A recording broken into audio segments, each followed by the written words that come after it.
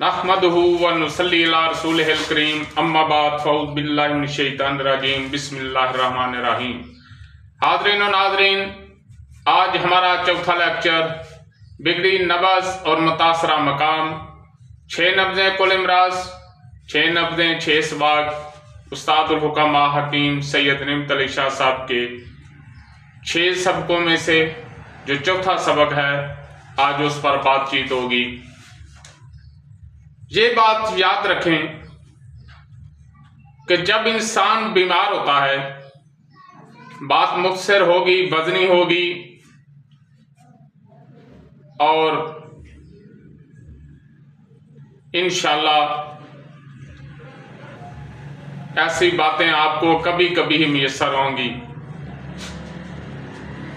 जब इंसान बीमार होता है तो सबसे पहले जो चीज़ उसकी मुतासर होती है वो मिजाज मुतासर होता है।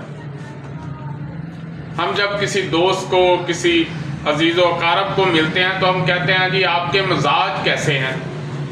तो मिजाज का मतलब है लज्जत, इसके नीचे लज्जत होती है कि आपके मिजाज कैसे हैं, आपको हर चीज़ खुशबाश है, आपको हर चीज़ की लज्जत आ रही है, ठीक ठाक है, इसे कहते हैं मिजाज। तो मिजाज के बाद, चूंकि मिजाज ने खुराक जो है वो देनी है इखलाक को, तो जब मिजाज दुरुस्त होगा तो इखलाक दुरुस्त होंगे। सबसे पहले मिजाज मुतासर होगा, उसके बाद इखलाक मुतासर होंगे और इखलाक से अज़ा बनते हैं। फिर जब मदारज मर्ज आगे जाएंगे तो उसके बाद उसके अज़ा मुतासर होंगे और अज़ा से अरवा पैदा होती हैं। अज़ा मुतासर होने के बाद फिर चौथे दर्जे में अरवा मुतासर होंगे। उसके बाद उसकी कुव्वत पे असर पड़ेगा, कुव्वत कम हो जाएगी और एंड पे उसके अफ़आल पे, काम करने के अंदाज पे, काम करने पे जो जिस्म के अज़ा काम करते हैं वो लटक जाएंगे और फालज हो जाएगा। और फालज यकदम नहीं होता, मदारज मर्ज तय करते करते आखिरी स्टेज होती है। तो सबसे पहले जिस्म में तुर्शी पैदा होगी, हवा पैदा होगी। एक तो उजलाती गुद्दी, उसका अपना एक मकाम है, उसका मिजाज, उसकी इखलाक, चूंकि वो हवा है, खुशक है, लेकिन हर तहरीक वाले मकाम पे जो चीज़ होती है, चाहे वो असाबी तहरीक हो, चाहे उजलाती तहरीक हो, चाहे गुद्दी तहरीक हो, वहां पर हवा होगी। जहां तहरीक होगी वहां हवा होगी। अब तुर्शी के बाद तस्कीन का अमल जो है वो शुरू हो जाएगा। तो तस्कीन वाले मकाम पे गैर फितरी मवाद जो है वो रुक जाता है और वहां नमक पैदा होता है।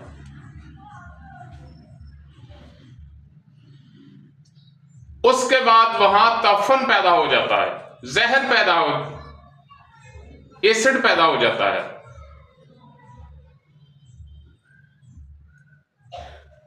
और एसिड के बाद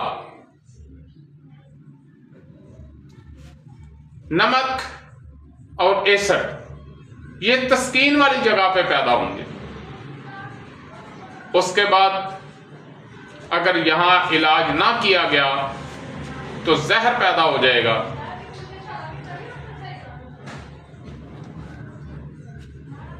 और एंड पर उसके अफ़आल जो हैं वो मुतासर होंगे। तो जब आपके पास कोई मरीज आता है तो सबसे पहले आपने उसकी उम्र की नब्ज़ जो है वो देखनी है कि ये किस उम्र में है और उसकी सेहत वाली उम्र जो, सेहत वाली नब्ज़ जो है इस उम्र की वो क्या होनी चाहिए। उसके बाद आपने मर्ज का दर्जा देखना है तो नब्ज के 6 दर्जे हैं। पहले मकाम पे लज्जत, फिर हबस, फिर कब्ज़, फिर सोजश, फिर वरम और फिर ज़ौफ़। तो जब मकाम लज्जत पर नब्ज होगी तो मजाज मुतासर होंगे, और जब हबस के मकाम पर नब्ज होगी तो इखलात मुतासर होंगे। जब कब्ज़ के मकाम पर नब्ज होगी तो अज़ा मुतासर होंगे, और जब सोजश के मकाम पर नब्ज होगी तो अरवा मुतासर होंगे। जब वरम के मकाम पर नब्ज होगी तो कवा मुतासर होंगे, और जब ज़ौफ़ के मकाम पर नब्ज होगी तो अफ़आल मुतासर होंगे। तो आपने ये देखना है, अब आपकी आसानी के लिए 6 को 3 में तकसीम कर रहा हूं। लज्जत और हबस ये तहरीक की मदारज मर्ज हैं, ये तहरीक के दर्जे हैं, लज्जत और हबस। और मलयन और मुसहल तस्कीन के दर्जे हैं,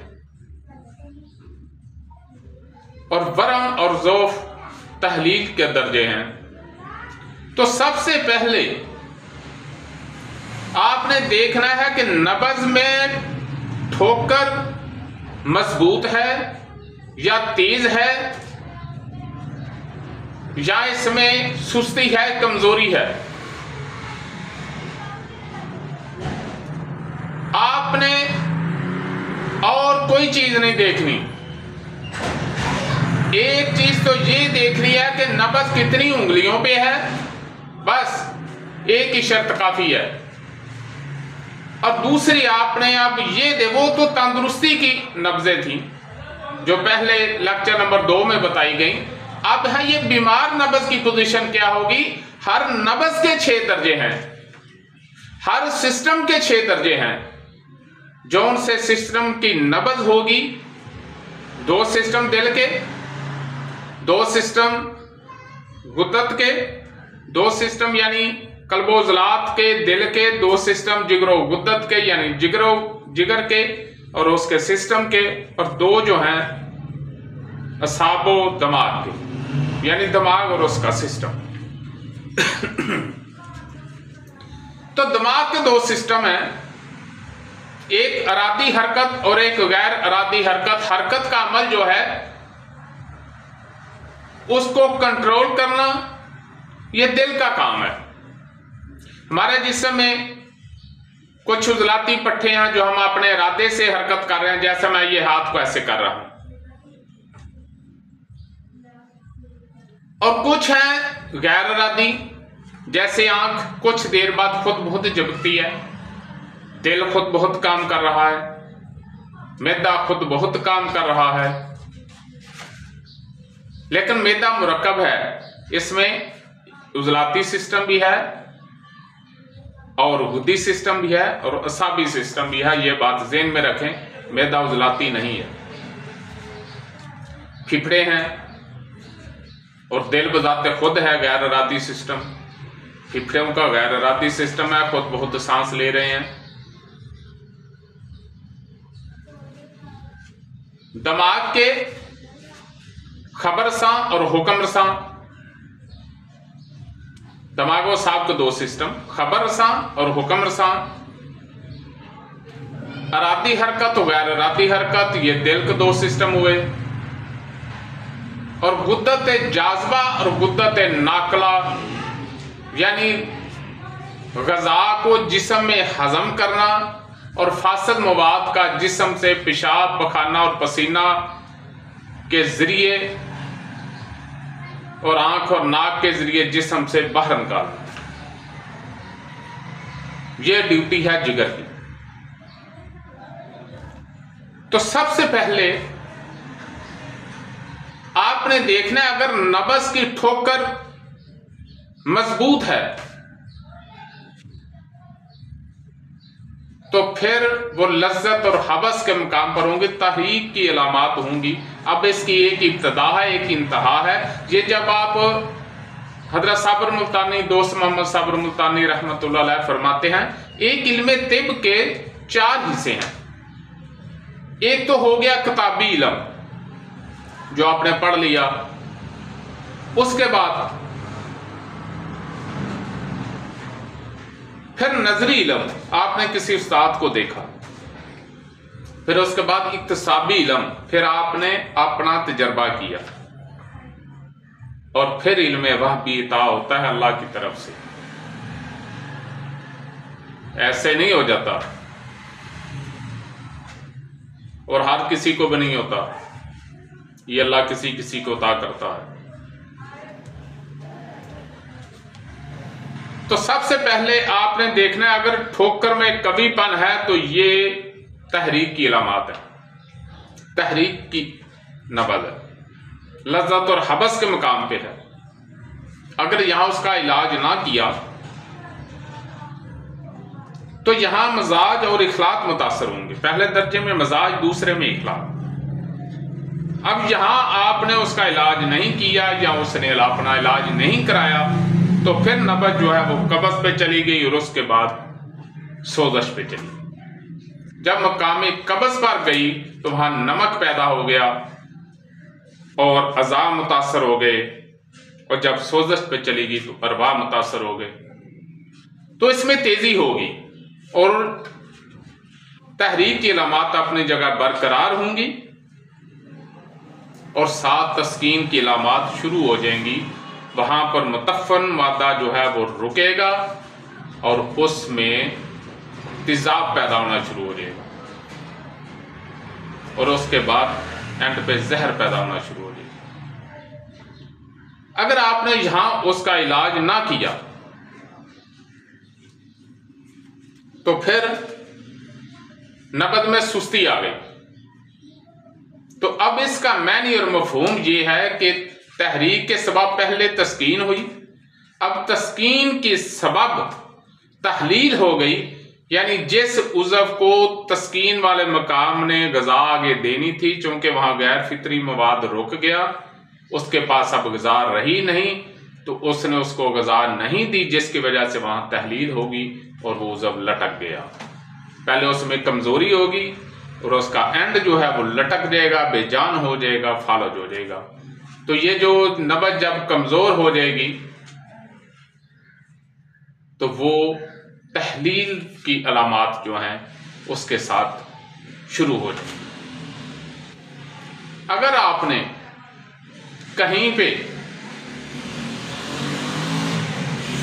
उसकी तहलील होना शुरू हो गई और आपने उसको मुहर्रक और शदीद मुहर्रक दवाई दे दी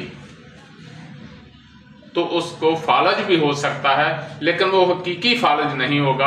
हकीकी फालज में एहसास खत्म हो जाता है, दर्द का या किसी भी चीज का एहसास जो है वो खत्म हो जाता है, लेकिन उस फालज में एहसास जो है वो रहेगा।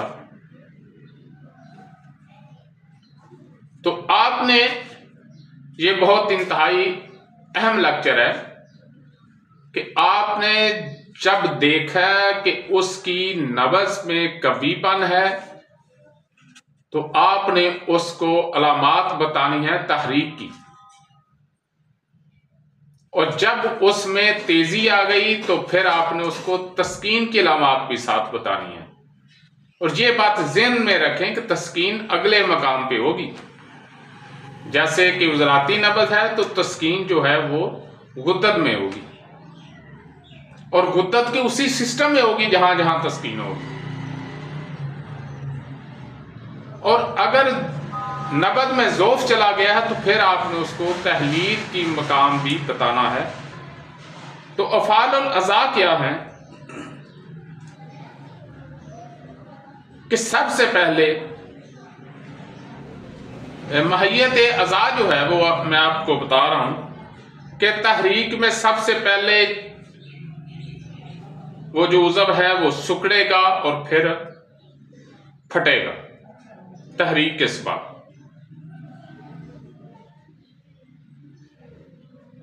और तस्कीन के सबब पहले वो फूलेगा गैर फितरी मवाद के रुकने की वजह से, और उसके बाद रिसना शुरू हो जाएगा, कब्ज और सोजश।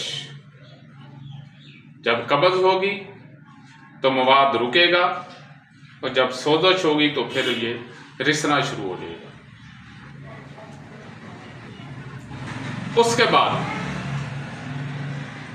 दुबलापन आ जाएगा, यानी कमजोरी हो जाएगी,